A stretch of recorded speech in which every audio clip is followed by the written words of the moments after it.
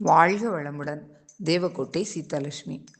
ஒரு வேடன் விலங்குகளை வேட்டையாடுவதற்காக காட்டுக்கு வந்தான். அவன் ஒரு தீவிர சிவபக்தன்.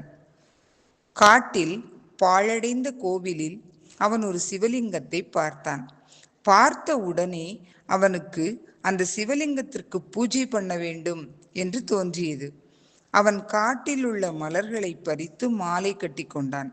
பிறகு பன்றியை வேட்டையாடி அதன் மாமிசத்தை எடுத்துக்கொண்டான்.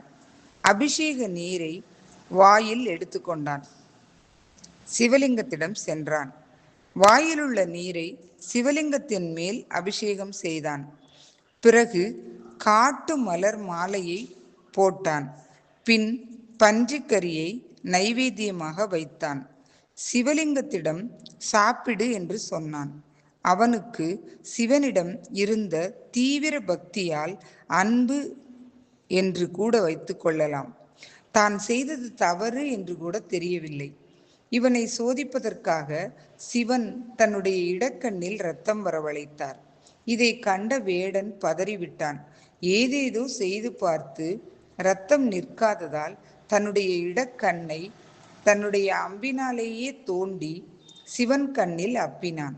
இரத்தம் வருவது நின்றுவிட்டது. சந்தோஷமாகிவிட்டான் வேடன். இரண்டாவது வலது கண்ணில் இரத்தம் வந்தது. உடனே வேடன் தன்னுடைய காலை சிவன் கண்ணில் அடையாளத்துக்காக வைத்துவிட்டு தன்னுடைய இன்னொரு கண்ணையும் தோண்ட போனான். அப்பொழுது சிவன் நில்லு கண்ணப்ப என்று அசரீரியாக அவனிடம் சொன்னார். சிவன் அவனுக்கு காட்சியளித்தார், பார்வையை தந்தார். நமக்கு தூய்மையான அன்பு இருந்தால் ஆண்டவனையும் நேரில் பார்க்கலாம். எதிர்பார்ப்பு இல்லாத அன்பு நமக்கு நல்லதையே தரும். எவ்வழி நல்வழி, அவ்வழி நம்வழி. பிடிச்சிருந்தா லைக் பண்ணுங்க, ஷேர் பண்ணுங்க. Thank you, bye by.